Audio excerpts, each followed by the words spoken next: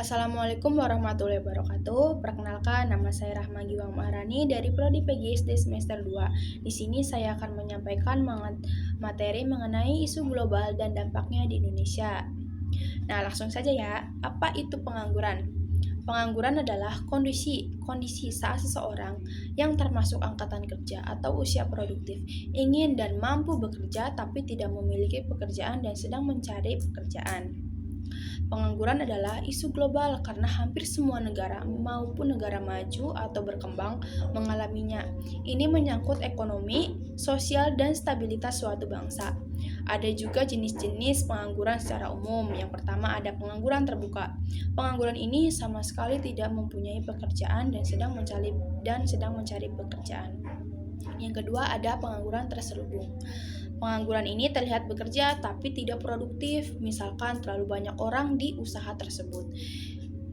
Yang ketiga ada setengah menganggur, bekerja kurang dari jam kerja idealnya, misalkan seperti 10 jam per minggunya. Yang keempat ada pengangguran struktural, tidak cocok antara keterampilan pekerjaan dan kebutuhan pasar. Nah, yang terakhir ada pengangguran musiman. Pengangguran ini bekerja hanya tersedia atau melakukannya karena musiman seperti contohnya petani dan nelayan. Nah, yang selanjutnya ada isu global, pengangguran di dunia. Faktanya, pada tahun 2023, sekitar 208 juta orang di dunia menganggur. Angka pengangguran tertinggi ada di negara-negara berkembang, terutama di kalangan anak muda. Nah, rentan usianya itu pada usia 15 sampai 24 tahun. Di dunia mencapai 13%, 2 kali lipat di angka dewasanya.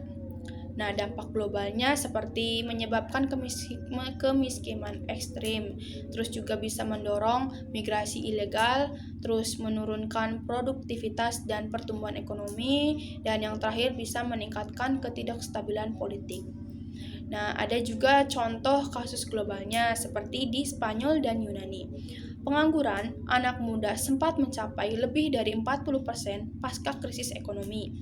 Nah, dan di India ada jutaan lulusan perguruan tinggi kesulitan mencari pekerjaan karena skillnya tidak sesuai dengan kebutuhan di industri.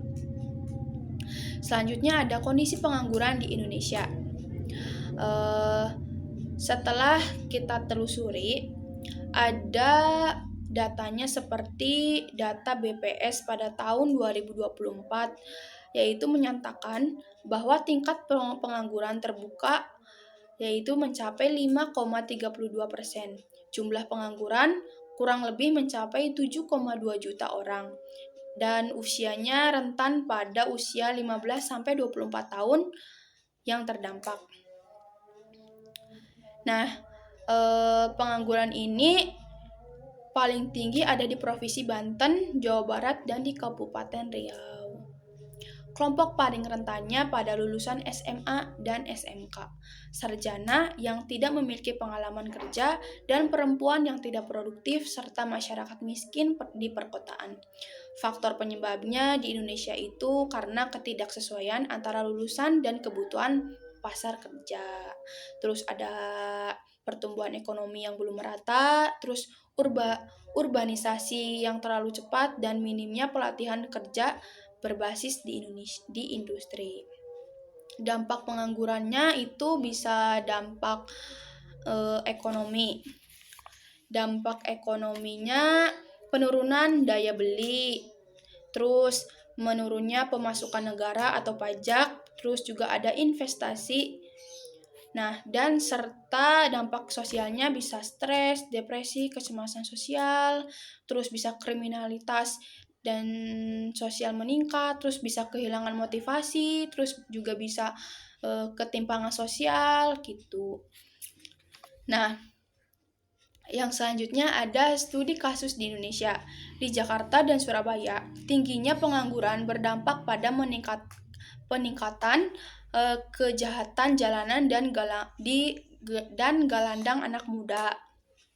Anak muda yang tidak bekerja itu yang disebut dengan anak gelandangan, yang itu dampaknya pengangguran di Indonesia. Nah, selanjutnya ada Solo ngobrol. Kayaknya nyaman tidur. Kaji suruh. Nah, selanjutnya ada studi kasus di Indonesia seperti di Jakarta dan Surabaya. Nah, ini tuh di dua kota ini tuh tingkat penganggurannya sangat tinggi dan berdampak pada peningkatan kejahatan jalanan dan gelandangan anak muda. Nah, yang selanjutnya ada solusi global dan nasional. Solusi internasionalnya seperti pembangunan berkelanjutan, terus programnya bisa pelatihan vokasi, terus juga ada perlindungan sosial dan untuk pengangguran, terus juga bisa dukungan wirausaha atau untuk mikro. Nah, solusi di Indonesianya program pemerintahan dan tujuannya seperti kartu pekerjaan itu tuh tujuan dan manfaatnya bisa memberikan pelatihan digital dan sertifikasi untuk meningkatkan skill kita. Terus yang kedua ada Balai Pelatihan Kerja atau BLK. Tujuan dan manfaatnya itu bisa untuk pelatihan teknis langsung di negara seperti otomotif, bisa juga di penjahit. Yang ketiga ada revitalisasi SMK. Nah, ini tuh bisa menyesuaikan kurikulum dengan industri. Yang terakhir ada program 1 juta wirausaha, yaitu tujuannya untuk mendorong anak muda untuk buka usaha sendiri. Terus juga ada kemitraan industri pendidikan, bisa untuk magang, terus juga bisa link dan match di pendidikan.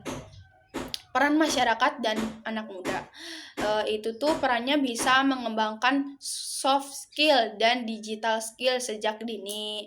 Terus juga bisa mengikuti pelatihan online, bisa dengan Google atau bisa mencari pekerjaan di online. Terus juga bisa membuat usaha mikro atau komunitas kreatif kerja. Terus juga bisa kolaborasi komunitas untuk menciptakan lapangan kerja yang sosial. Terus juga ada yang terakhir ada penutup. Pengangguran bukan cuma angka, di baliknya ada cerita manusia, anak muda yang berjuang untuk orang tuanya. Terus juga orang tua juga khawatir dan keluarga juga berharap anak-anak muda itu atau orang-orang yang sedang mencari pekerjaan bisa mendapatkan pekerjaan. Nah, pengangguran juga adalah isu global, tapi solusi ini bisa dimulai secara lokal, bisa dari diri sendiri, terus komunitas dan lingkungan.